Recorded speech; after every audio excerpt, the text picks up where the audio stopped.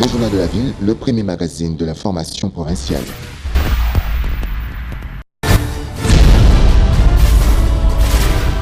Tout de suite, le journal.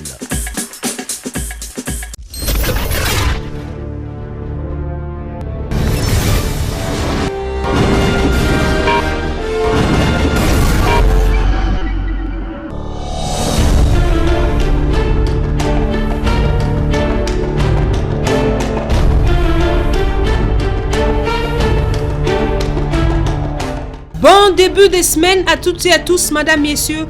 Bienvenue à cette nouvelle session d'information du Journal de la Ville, dont voici l'essentiel. Après une année et quelques mois en prison, Vital Kamerhe, ancien directeur du cabinet du président de la République et président de l'Union pour la nation congolaise, est libre provisoirement en attendant sa notification. Décision prise par la Cour de cassation ce lundi 6 décembre 2021. Dans un autre registre, lancement ce lundi à Kinshasa de la campagne de sensibilisation des officiers généraux et supérieurs de la police nationale congolaise sur la vaccination contre la COVID-19, une campagne qui s'est déroulée en présence du vice-premier ministre, ministre de l'Intérieur et du ministre de la Santé publique, Hygiène et Prévention. C'est tout pour les titres. Encore une fois, bienvenue dans ce journal.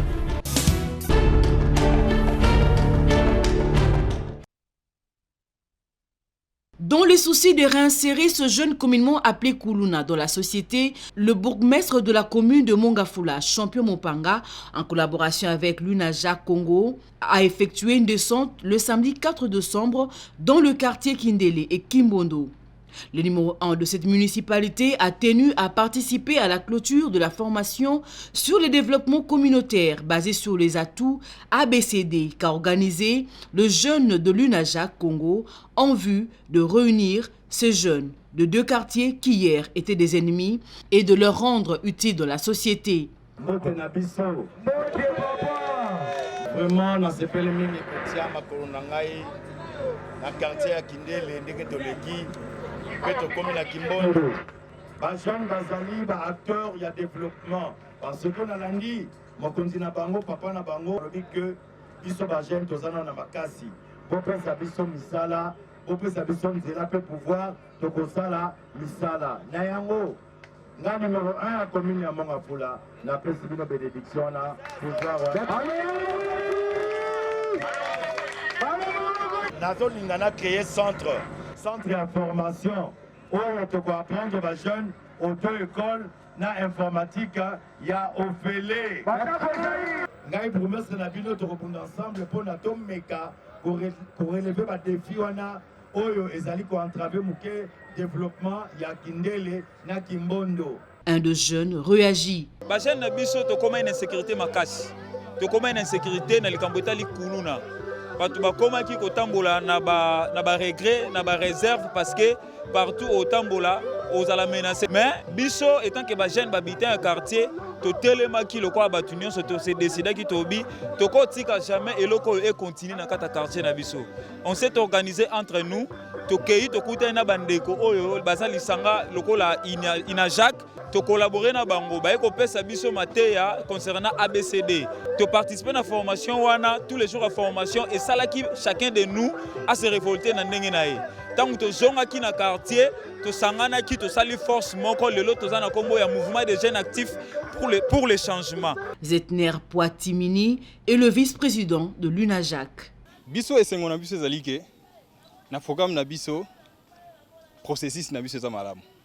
Jusque là to kiti avec tous les risques possibles to yé auprès ya batu oyo peut-être te sentir inutile na kati ya communauté mais to zongi si bango na raison to lakisi bango pe bazana un mot à dire to bazana tina mingi na kati ya communauté. Champion Mopanga ne ménagera aucun effort pour ramener la paix dans sa juridiction.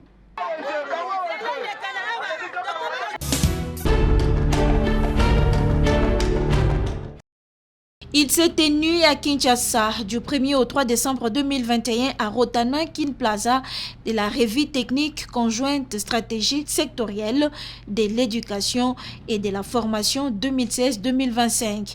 Une évaluation qui a regroupé la présidence de la République, les représentations des ministres sous-sectoriels de l'éducation, le secrétariat permanent d'appui et de coordination du secteur de l'éducation space, les organisations de la société civile et des syndicats du secteur de l'EPST et parmi la FENECO-UNTC. Mais quoi il était question au cours de cette revue? Augustin Toumbanzouji, secrétaire général de la FENECO-UNTC, nous fait le point. Parmi les 5 réformes prioritaires, nous avons 2 réformes du sous-secteur de l'EPST. C'est l'éducation des bases et la professionnalisation de la formation des enseignants du primaire. Il y a une réforme du sous-secteur de l'enseignement supérieur et universitaire, c'est l'arrimage du système LMD. Il y a une réforme du sous-secteur de la formation professionnelle et métier, c'est la question de la formation emploi, précisément le partenariat public-privé. Et enfin, une réforme du sous-secteur du ministère des Affaires sociales, c'est l'alphabétisation dans le projet Rama. Et à côté de ces réformes, il était aussi question d'analyser la mise en œuvre des recommandations 2019, poursuit-il. À côté de ces réformes, il était analysé la mise en œuvre des recommandations de la revue 2019, l'étude sur l'impact de la COVID-19, la politique de la gratuité de l'éducation et le financement de l'éducation en RDC. Le grand défi de la mise en œuvre de la stratégie sectorielle de l'éducation et de la formation 2016-2025 reste le sous-financement du secteur. Donc, la bonne foi de l'État congolais pour pouvoir maintenir le budget alloué au secteur de l'éducation au-delà de 20% et une répartition équitable entre différents sous-secteurs est un départ rassurant. La société civile craint que l'aventure de 1993 ne revienne aujourd'hui avec la présence de la Banque mondiale. Il s'est dénoté que la prochaine grande évaluation de la revue, c'est en juin 2022.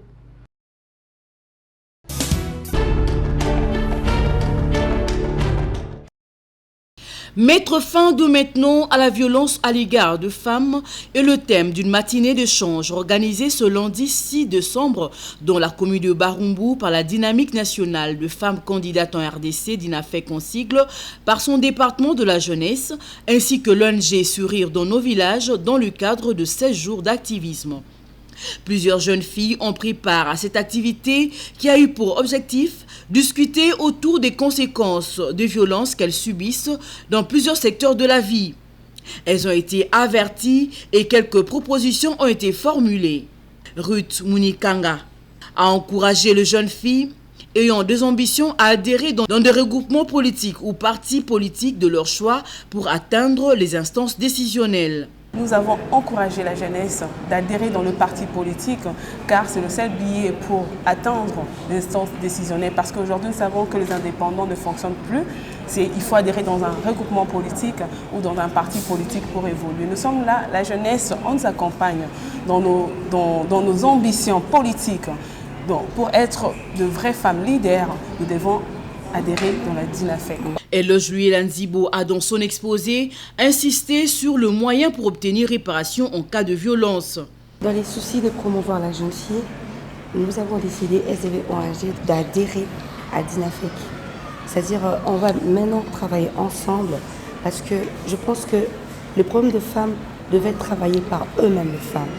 Alors aujourd'hui, dans le cadre du 16 jours d'activisme, nous avons échangé avec les jeunes filles sur le problème néfaste de la violence faite aux femmes et nous avons aussi proposé quelques suggestions pour qu'il y ait réparation. Nous invitons aussi tous les membres SDV-ONG dans les 145 territoires de la République. Nous invitons toutes les jeunes filles villageoises, toutes les jeunes femmes maraîchères, toutes les jeunes filles qui n'ont pas d'espoir, venez adhérer à la DINAFEC. toutes les jeunes filles qui ont des ambitions mais qui ne savent pas comment s'en sortir, venez adhérer à la DINAFEC. Parce qu'ici, en fait, c'est les problèmes de femmes. Ça concerne nous les femmes, c'est pour notre promotion et je pense que c'est aussi pour la solution pour certains problèmes qui nous gangrènent. Il faut signaler que Sourire dans nos villages fait désormais partie de la DINAFEC et demande à toutes ses représentations d'adhérer à la DINAFEC.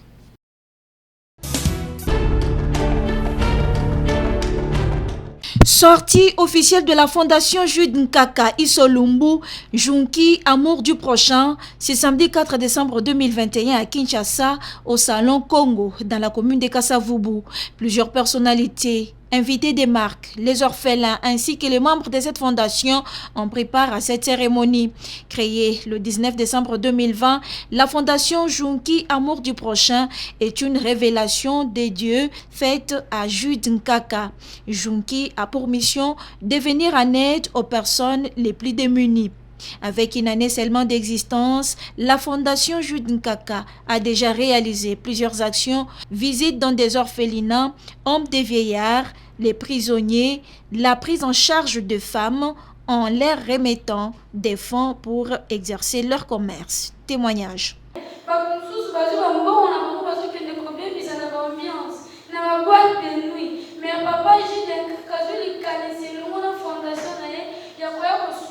avandaki na bana ya koteka te kasi na grâce ya pagi apesi nga fond ya koteka lelo babengi nga maambongo.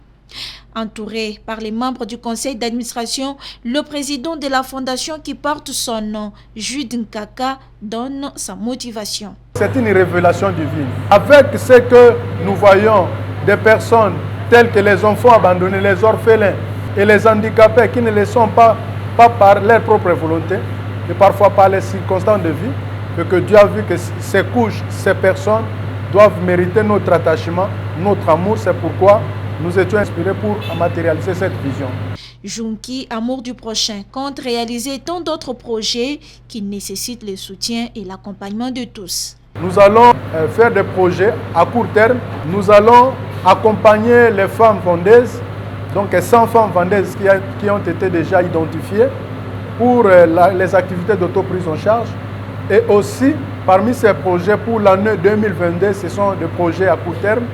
Nous allons aussi donc entreprendre les sensibilisations pour que la population comprenne le respect donc des gestes écologiques. Et nous appelons ce projet l'éco-geste pour donner un coup de pouce à l'environnement, parce que si l'homme existe, c'est parce qu'il y a l'environnement. Aux hommes de bonne volonté touchés par cette action, dépasser au siège pour soutenir ces projets, car donner, c'est aimer, aimer, c'est donner.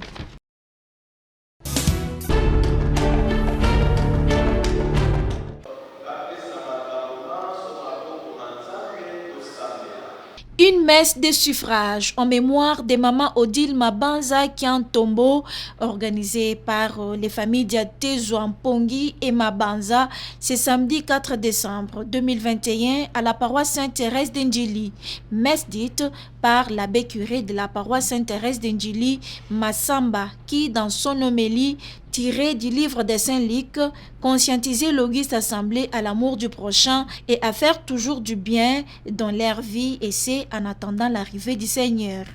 Prenant la parole au nom de la famille, Steve Diaté Zouampongi, fils de David Steve Diaté Zoua et d'Odile Mabanza, a remercié tous d'être venus pour honorer la mémoire de leur maman et exhorter la famille d'être toujours unie comme l'a toujours souhaité maman Odile Mabanza Kiantombo lors de son vivant.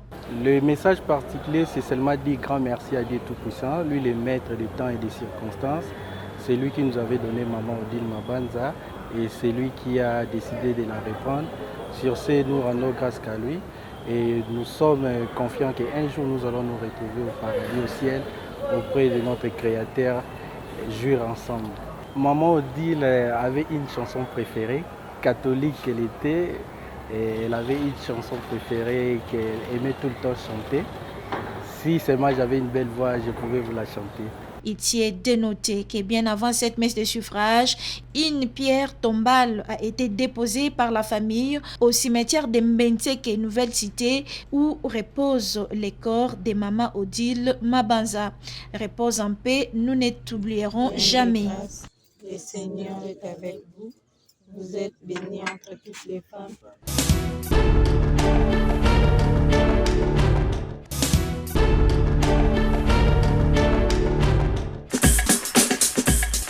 Voilà qui met fin à cette session d'information du Journal de la Ville.